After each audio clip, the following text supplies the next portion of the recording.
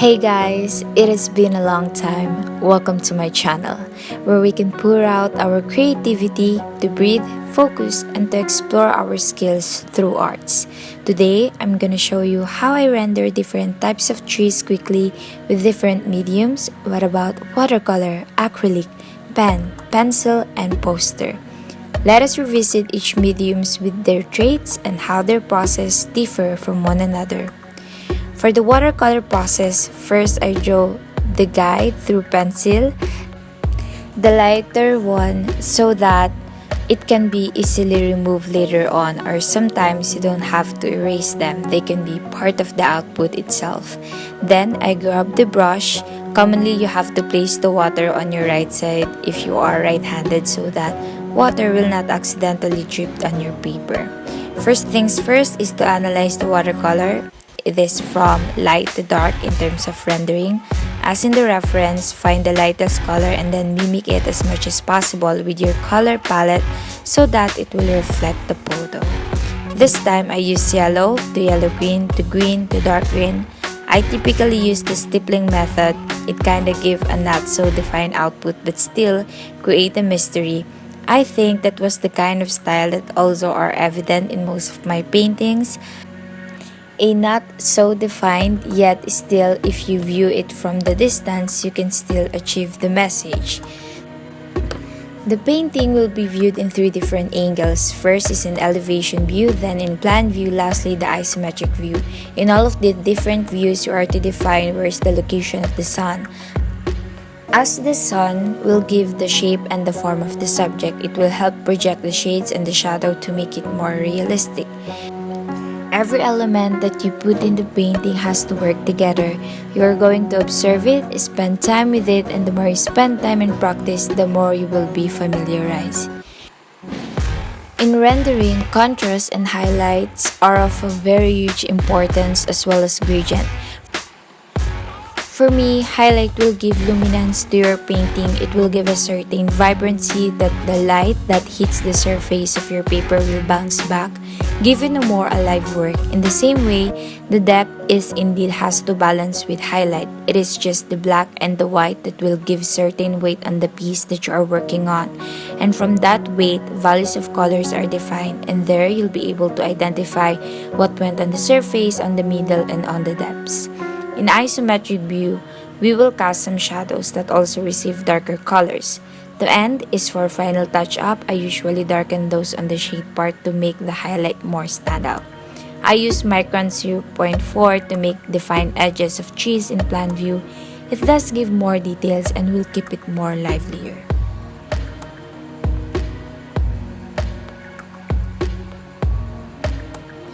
And that was it for the watercolor. Now let us move on to another medium, which is acrylic. We will use sap green, titanium white, Payne's gray, your water, and pencil. First is to put out the guide, then lay off all the colors, testing them out on a piece of paper, and also you can mix them. So with the opaque, you will always begin with the darkest color down to the lightest one. With the elevation view, I used the Payne's gray and I filled off all within the circle using the stippling method to give some tiny detail, leaving up some white area, and then I slowly mixed them with green color and tap them into the painting surface, giving it some shape. I also used some burnt umber and yellow for the tree trunk. The yellowish colors and white will help define where the light is coming from. Now I am giving off some lighter color above the darker one. I use white and yellowish color. If your color has strong opaqueness in it, it will help conceal the darker area. But if you put some water for the transparency, it will thus reveal the color underneath depending on the amount of water that you put on. For the plan view, we will have the same principle from the elevation view, from dark to light. As you can see, the perimeter is not on a harsh definition. You will put on some detail like in a bush. And then you will introduce lighter color. It is like figuring out where you will put the details as much as possible. Every angle has to be distinct so that light can be defined by the eyes in the natural way. In the perimeter, I added some stippling so that it will mimic the excess leaves from the tree, that they are all growing in different ways, not in a perfectly circular shape. From the isometric view, it is the same with the elevation view except that it has already some volume, so we will put shadows to support that.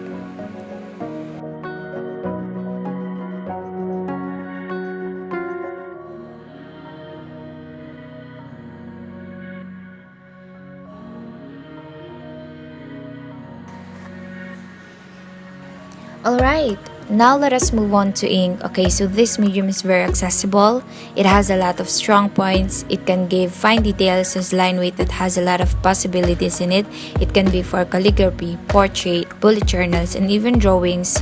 So first, laid off your guide. I am using Unipin. It is very smooth and very convenient to use.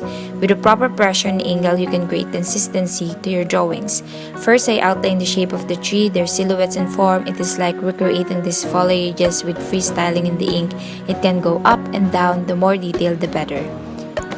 Then, locate the shade. I use lines in diagonals in a close proximity. The closer the distance, the heavier it is when you look at it. For the plan view, I detailed the foliages first, the tree outline and silhouettes just like in the elevation view. And this principle we will going to apply to all the different views and angles. Do not forget the tree trunk because it ties all the drawings of foliages in plan view.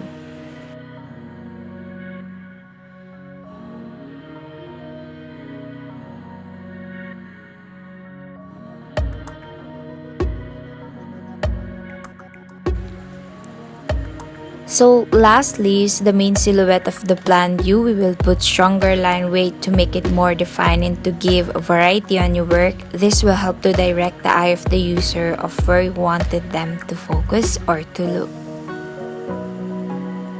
The isometric view is the same with elevation view except for the shadows and its three-dimensional look. I outline the shadow first and then shade them with the close proximity of diagonal lines.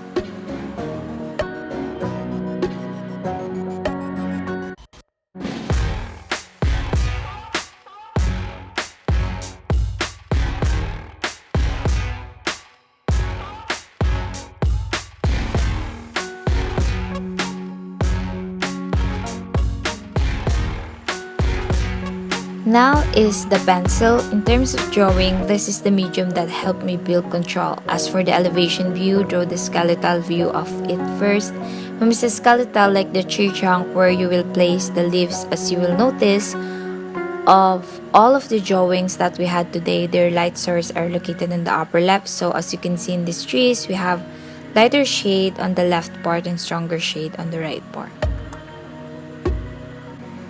For the plan view, the same principle. We are going to apply the tree trunk and by making it more detailed while creating some line weight works.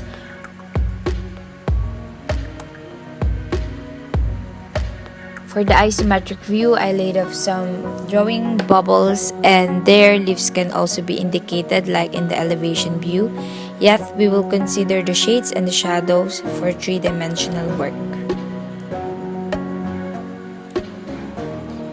See those spots where we add extra darker color, like creating a gradient while at the same time creating depth.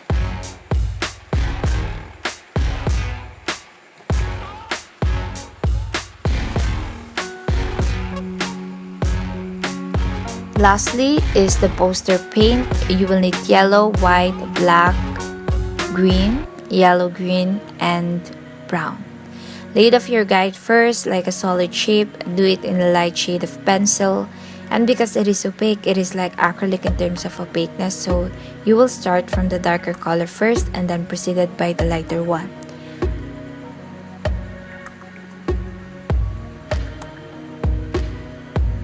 I used to have a small amount of water so that the opaqueness will be strong enough to cover the darker tone. In elevation view, I use yellow-green above the darker tone. I do it in a stippling manner so to make it more detailed while I am also working my way to define the piece of foliages. I use brown for tree trunk while also creating some highlights and depth to define the source of light. As you can see, I am adding darker colors on the lower right of the isometric view. That is to communicate that this is the area that does not receive much light and it is behind the source of light. Color yellow plays a big role as it will help accentuate the area that are hit by the sunlight. It will pop up on your painting and at the same time speak about the tiny details.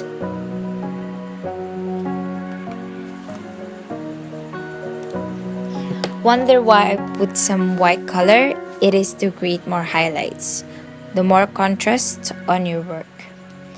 Now is the part for the shadows. Yellow-green first, as this part is exposed to the sun. Now, the area behind the trees will receive darker colors because that was the area that is not exposed to the sun. That was all. Thank you for watching and see you next time. Any suggestions and recommendations? Write it down in the comment down below. God bless, guys.